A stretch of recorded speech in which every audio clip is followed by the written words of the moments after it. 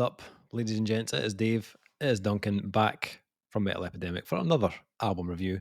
For this review, Duncan and I have been checking out the new album from Baltimore hardcore unit, Jivebomb. Are we calling this an album? I mean, it's definitely got a we question get into mark. this all the time. I know. I've heard EPs double the length of this, right?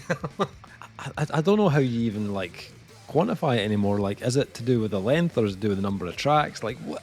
I don't know. Are they saying album? They're saying album. Then we will say album as well. Let's say that. Because it easily sounds like any one of the band members in this band could kick our cunt in. So let's not argue with them, right? That's true. The band's new album, Ethereal, will be released on March 28th via Flatspot Records. Rising out of Baltimore's groundbreaking hardcore scene in 2021, Jivebomb's ruthless blend of hardcore punk and intense live show quickly made them a band to watch. Dropping a demo that year, the band grabbed the attention of Flatspot Records and released their first proper EP, Primitive Desires, in 2022. The EP received praise from Stereo Gum, The Fader, and Brooklyn Vegan, and the band went on a whirlwind tour alongside acts including Angel Dust, Soul Glow, Fleshwater, Spy, and Candy. Jivebomb's brazen and gut-wrenching style continues to grow and takes on a more extreme form on the band's upcoming debut album, Ethereal. Ethereal is defined as extremely delicate and light in a way that seems too perfect for this world. Pure contradiction to Jivebomb's sound, yet a perfect match to the band's lyrics that drive from a dissociative, dreamlike state. Entering the studio in summer 2024 with Ben Greenberg, who's also the guitarist in uniform, at Circular Ruin in Brooklyn, New York, Jivebomb knew they wanted to keep their raw, blitzed-out energy while diving into heavier territory. Spanning 10 tracks, Ethereal clocks in at 15 minutes of destructive chaos, pulling from hardcore, grindcore, and the extremities of music. With the release of Ethereal, Jivebomb have delivered a unique and rapid debut that urges repeat listens while building anticipation for what the band will create next. So their EP was 5 minutes, so this is technically an album. Yeah. 3 times the length, Duncan. This is technically an album. I don't know what you're thinking out there. You're thinking, will this review run longer than the album? Well, it's taken us, about 4 songs lengths just to do the intro, so... Yeah. So yes. Yes, it will. Yes, it will. That's a safe bet. We will not be constrained by time, Duncan. Time is just a... time is a flat circle, but it's also a man-made concept. I think once you establish that it is a man-made concept, something that we have created as a construct to progress the passing of any not even time structure, but any structure at all which delineates movement and age. Once you understand that, Dave, it's fucking pointless, isn't it? Absolutely pointless. Yeah. I'll tell you what is worth your time, Duncan. Ethereal by Jivebomb. I love that they mentioned this in the PR statement as well, because ethereal denotes something so soft and otherworldly, and it couldn't be any more juxtaposed against this fucking production. Oh my god! Which is honestly, this is what I imagine like Satan does aerobics to, it's just the elevator music in the 9th circle of hell. It's not the girl from Ipiyama. It's fucking Estrella by Jivebomb. So, how did you get on with this 15 minutes worth of Jivebomb music? What did you think of Ethereal? So I didn't hear the EP, but I remember you talking about these guys, I want to say 2 years ago. I think it was one of these ones where it was either mentioned on a podcast or it was mentioned at an end of year conversation. And I just remember the words Jivebomb and hardcore, and I kind of was like, right, Dave, here we go. Just shelve that to when I can be bothered. And then I think their first single come out 2 months ago or something, and you were all over our chat like that. You Jivebomb, you Jivebomb. It's like fucking how you doing, Dave? Jivebomb. And I remember putting on, and I just kind of sat furniturized listening to it, going, "What the fuck This is starting to make a lot of sense here. And then they've released another couple of singles since, and all of them have been kind of more of the same, to the point where I was like, I don't know if this is I need to wait to hear where they're placed on the album for context. I kind of knew what I was getting before I hit play, and I will tell you right now, I got that from start to finish, all 15 minutes of it. And it's kind of fucking great that Jivebomb are like chaos, but not chaos in a kind of Dillinger escape plan sort of way. So it's not like jaggy, like sporadic chaos.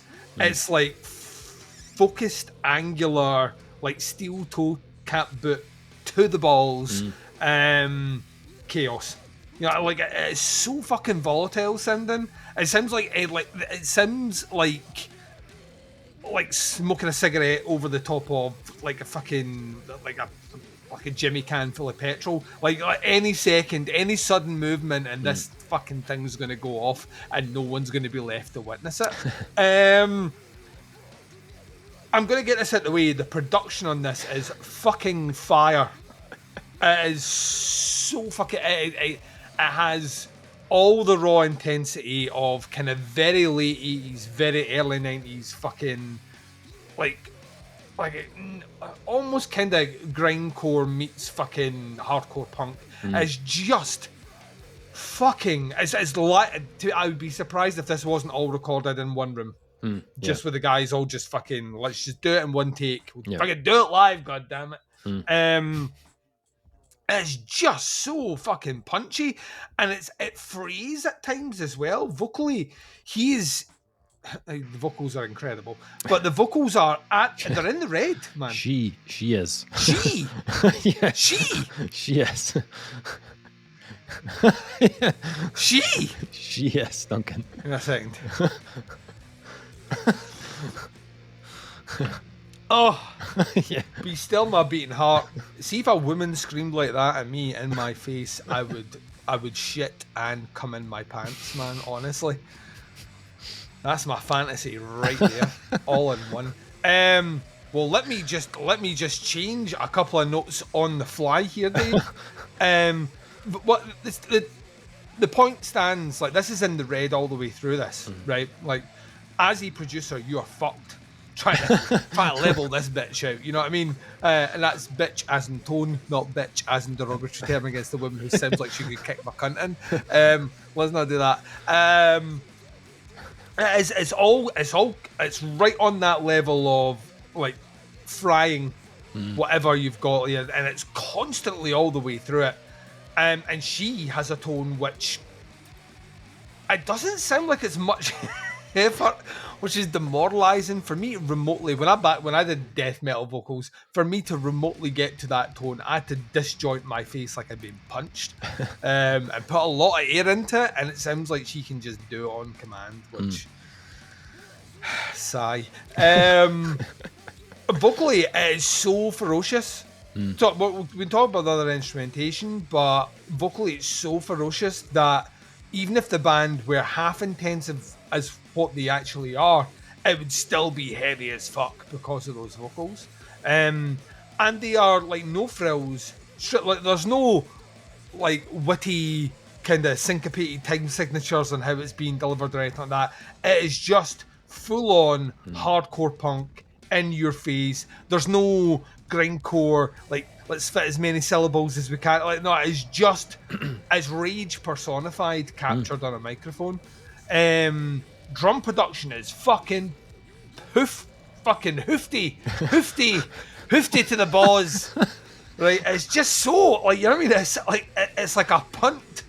You know what I mean? It's like everything about it just sounds like the microphones are on top of the drums, in the fucking drums, at the side of the drums, at the back of the room, attached to the drummer, on the fucking sticks. Like it's so punchy. You feel like you're inside the kit. And then guitar wise, how the guitars hold up to everything else that's happening is a testament to good production, because they're like razors. They cut through with that kind of danky, dare I say at times, kind of sludgy sound, which just kind of like razors itself through the other tones and set at a higher register than the vocals, which is kind of funny to listen to. There's no track here over 2 minutes, really. And what I kind of feel is they put their best foot forward on all the songs, so they give you like a really fucking cool riff, a really cool idea. They play with the rhythms around it, and then they're either going to finish savage as fuck or slow it down. And that's the technique throughout the entirety of the album. Yeah. And whilst that might sound very formulaic, and it is technically on paper, it's never boring to listen to. Because of the way they've switched the tracks up in between, it just kind of keeps going in a really, really interesting way. There's other small kind of techniques they do, like in the intro song, which has got about 30 seconds of feedback on a 1 minute 40 song. End of track 3 has a kind of, it's like almost like a sample, kind of almost reminding me a bit of Zulu in terms of how it kind of samples something out. So there's a little production techniques in there, but they don't rely on it in a way like Zulu do as a band, where it's kind of linking up all the songs. They're kind of happy to use them in bits and then just get down to business. There's a whole collection, I think, from tracks 4 through 8, where there's really no frills is an understatement. It is just really like grabbing you by the neck, pinning you against the wall, and screaming in your face. And as a result, like, I just felt myself going through this, especially in subsequent listens, you get excited about the bit where you know there's going to be this beatdown riff. Oh, fucking commit. And then it comes, you're like, yes! Or bits where you're like, that, just fucking open it up, and they do that. I would love to say, like, the thing is, generally I would critique a band here by saying they don't do anything I've not heard before, and they don't technically. But they also have delivered 10 songs in 15 minutes without a misstep. And that to me is like almost more difficult to do, especially when the songs are as short as this. You expect a misstep. You expect like one riff wrongly positioned in any of these songs destroys the flow of the album. That's just one riff anywhere destroys the flow of this album. It doesn't happen. And upon further listens, really scrutinising, probably more than a band like this deserves to be scrutinised, scrutinising what they were actually delivering, the more I realised that actually this is about as taut a delivery you can get. And as a result of that, it kind of invites like multiple, that length alone invites multiple listens.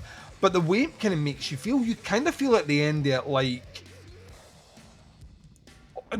some people pay money to go into a room with a hammer and just smash things, right? Or rage therapy or whatever it's called, right? Some people pay that. I'm like that, just listen to this. Like at the end of the 15 minutes, you just feel calm as fuck. You just feel like, you're like, so much better. You just like, it just feels like it expunges it all from you in the best possible way. Yeah, like totally on my radar now. I don't know if I would be brave to see these guys live. Like we saw Napalm Death that last time, and you said a woman walked past you and her face had been pancaked in. Yeah. I just get the feeling that everyone's face is pancaked in at a Jivebomb gig. Yeah, I mean, yeah, kind of like terrifying. Yeah, like I imagine they play a lot of small venues, and that might just be like the end. Imagine seeing these guys at the Hugging the Pint.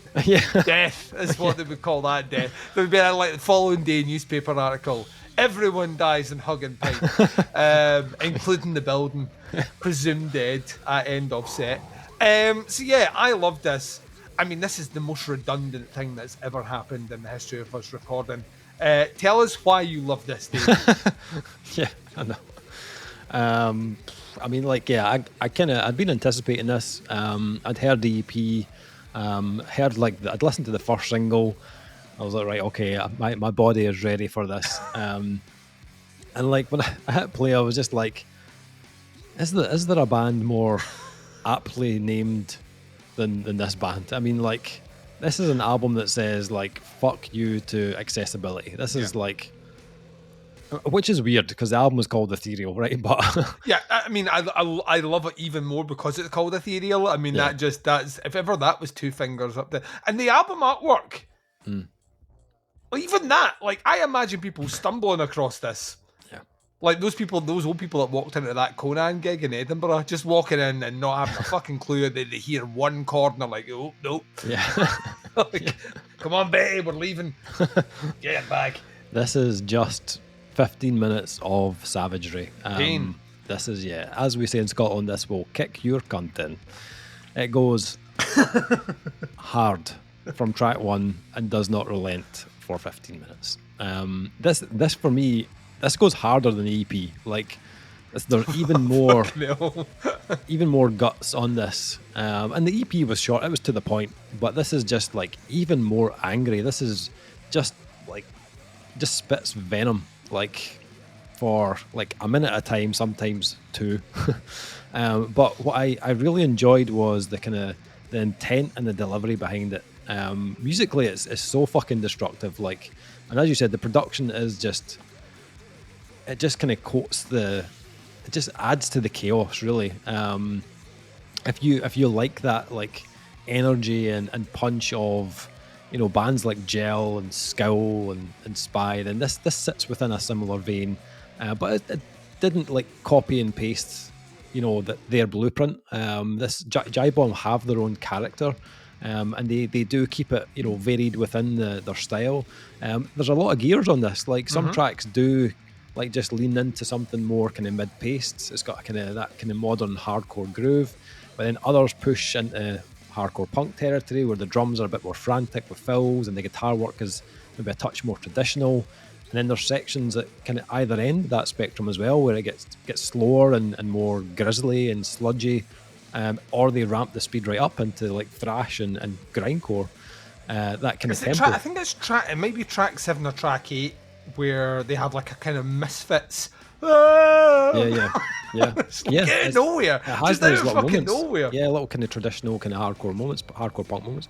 Regardless of what they do in the pace, though, musically it's always very satisfying. When they do lock into those big kind of meaty parts, like on Survival Ain't Taught or Mistaken, it's so heavy. Like, it's ridiculously heavy.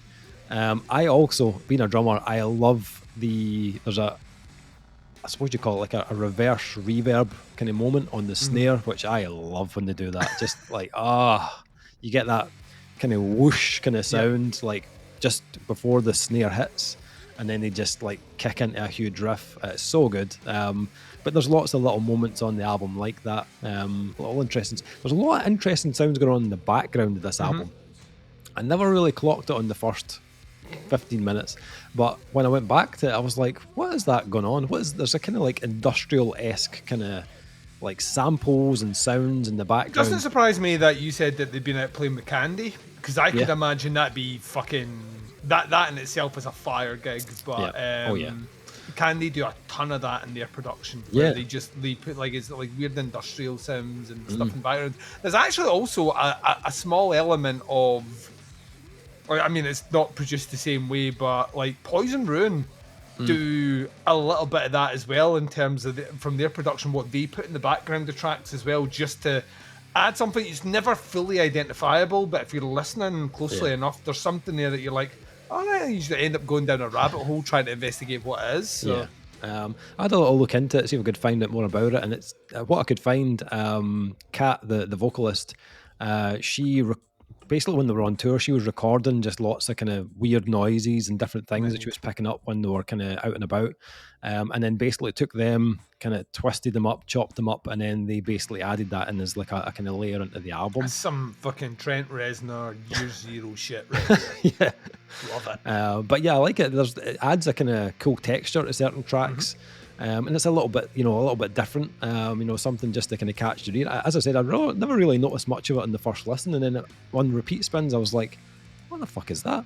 But I think out with all that stuff, there's an element that kind of makes this album just much more volatile, and that's the vocals from Kat Madeira. I mean, Jesus Christ. The thing is, like, they don't really change that much in style. I don't think they need to, though. No, they don't, but they fit exactly what's going on. They come with such a visceral approach. It's just so intense on this album.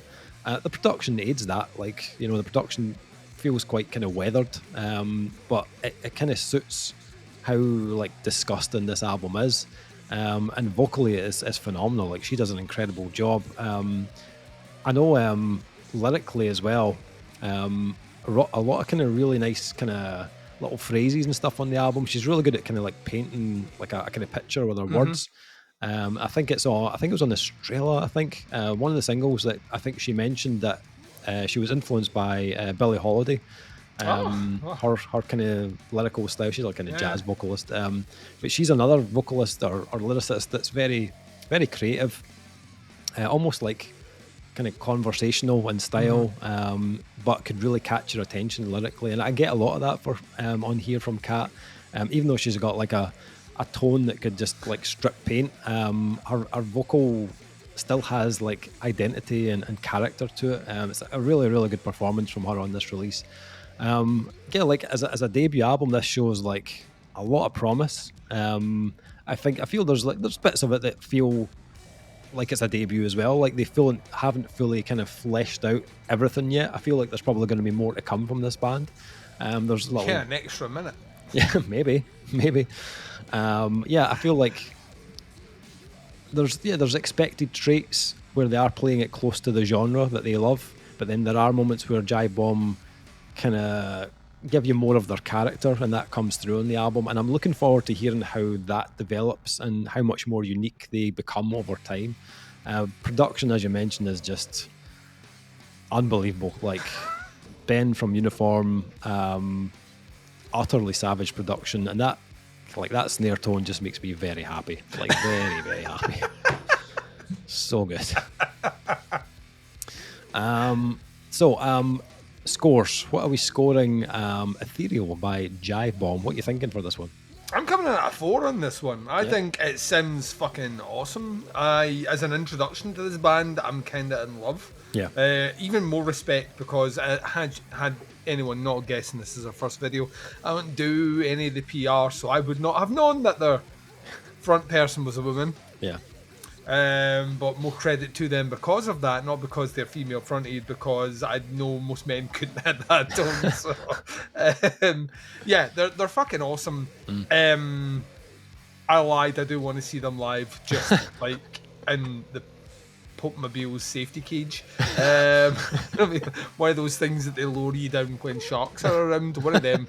Put them in a shark tank. But yeah, I totally want to see these guys live, and I'm very curious to see where they go. As debuts go, there aren't many bands that like physically grab you by the neck and just deliver as much as this does in such short a time. So exciting times. What about you, Dave? What are you giving them? I'm going to join you on that 4, Duncan. Very solid debut album. I'm very excited to see what they do next. I feel like this is just like the beginning for this band.